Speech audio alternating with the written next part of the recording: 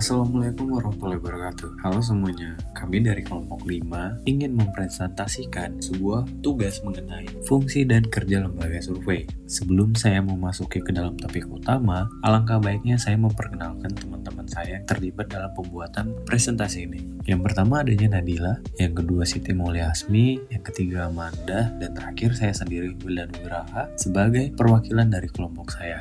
Baik, selanjutnya di sini kami memasuki divisi lembaga survei. LSI atau Lembaga Survei Indonesia adalah lembaga riset opini publik yang terkait dengan konsistensi politik, seperti pemilihan umum, nasional, maupun daerah, dan juga pembuatan kebijakan politik. LSI bersifat independen, non-partisan, dan tidak berafiliasi pada partai politik maupun tokoh atau kelompok. LSI didirikan oleh tokoh-tokoh yang independen, profesional, dan pro-demokrasi. Baik, selanjutnya kita memasuki ke dalam fungsi lembaga survei. Pertama adanya mengukur opini publik. Survei ini digunakan untuk mengetahui pendapat, preferensi, dan kekhawatiran masyarakat terhadap isu politik, tokoh publik, kebijakan pemerintah, dan juga sebagian lainnya. Yang kedua, adanya menyediakan data untuk kampanye. Kandidat, politik, atau partai memerlukan data empiris untuk merancang strategi kampanye. Seperti lembaga survei menyediakan peta kekuatan, kelemahan, dan juga posisi pesaing. Yang ketiga adanya memprediksi hasil pemilu. Melalui metode sampling dan statistik, survei bisa memperkirakan hasil akhir pemilu secara cukup akurat. Margin of error biasanya sekitar kurang lebih 3%. Yang keempat adanya meningkatkan partisipasi publik. Ketika publik melihat hasil survei, mereka terdorong untuk berpartisipasi dalam demokrasi, seperti datang ke TPS atau berdiskusi tentang politik. Yang kelima adanya evaluasi kinerja pemerintah. Survei ini digunakan untuk mengukur tingkat kepuasan masyarakat terhadap pemerintah, kinerja pejabat, atau keberhasilan dari kebijakan tersebut. Yang kedua, kita masuk ke dalam kerja lembaga survei. Langkah kerja umum lembaga terbagi menjadi 4. Pertama, perencanaan survei, menentukan tujuan dan target responden. Yang kedua, pengumpulan data melalui wawancara, kuesioner, atau digital. Yang ketiga, analisis data menggunakan statistik dan perangkat lunak analisis. Yang keempat, publikasi hasil melalui media, klien, atau laporan internal. Yang ketiga, kita masuk ke dalam definisi tim kemenangan. Tim kemenangan adalah sebuah kelompok yang dibentuk secara khusus untuk merancang, mengelola, dan menjalankan strategi kampanye politik guna memenangkan seorang kandidat atau partai dalam pemilu.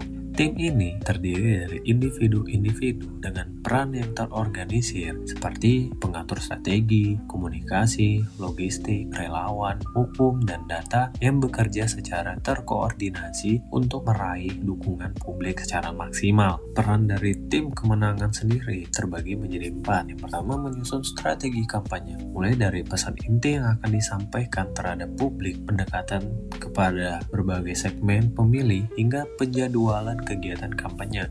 Yang kedua, mengelola komunikasi publik melalui narasi, media sosial, pidato, dan hubungan dengan media massa untuk membentuk citra positif. Yang ketiga, memanfaatkan data dan survei untuk mengetahui kekuatan dan kelemahan kandidat, wilayah strategis, dan isu penting bagi pemilih. Yang keempat, mengelola krisis dan serangan politik, menangani isu negatif dan hoaks dengan strategi cepat dan tepat untuk melindungi citra kandidat.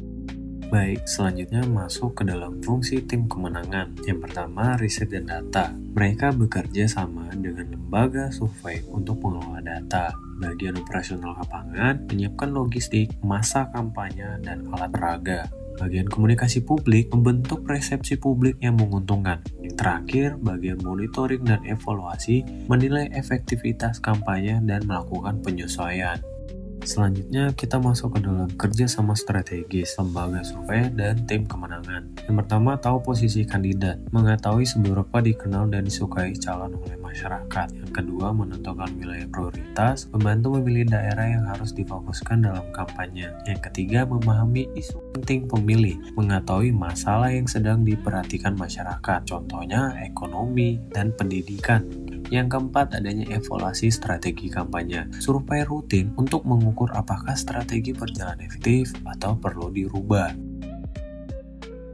Baik, terakhir kita masuk ke dalam ujung presentasi, yaitu kesimpulan.